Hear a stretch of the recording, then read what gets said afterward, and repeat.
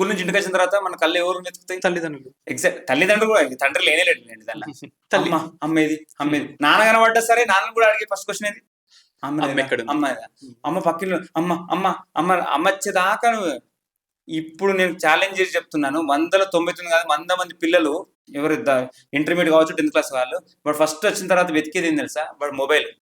మనకి అమ్మ కనబడ్డా కానీ కనబడదు, అమ్మేది వెతుకులేడు. మొబైల్ లేదు. పొద్దున నేను స్నాప్ పెట్టినా దానికి ఎన్ని లైక్స్ వచ్చినాయో, పొద్దున నేను రీల్ పెట్టినా దానికి ఎన్ని లైక్స్ వచ్చినాయో చూసినాం.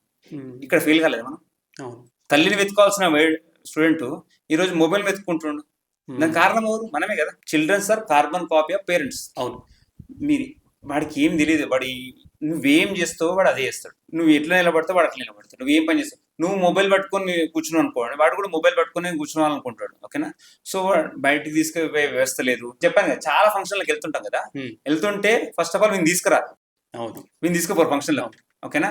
అక్కడికి వెళ్ళేసి ఇవి మేము అత్తరా వీళ్ళని చెప్పేసి ఇంట్రడ్యూస్ చేసే ఎమోషన్ లేదు, ఇంట్రడ్యూస్ చేసే వ్యవస్థ లేదు. వచ్చినా వాడు ఏం చేస్తారు, వీళ్ళిద్దరు ముచ్చట పెట్టుకోవడానికి మనకు ఫోన్ ఇచ్చేస్తారు. వాడు ఫోన్ కూర్చొని మాట్లాడుతుంటాడు. వాడు తినేటప్పుడు కూడా చూసారా చాలా ఫంక్షన్లలో ఇట్లా ఉంటాడు, వాడు వాళ్ళ అమ్మ చేతి అడ్డస్తే కూడా ఇట్లా తీసేస్తుంటాడు తినేటప్పుడు. వాళ్ళ అమ్మ ఇట్లా ఫోన్ ఇస్తేనే తింటాడు అని.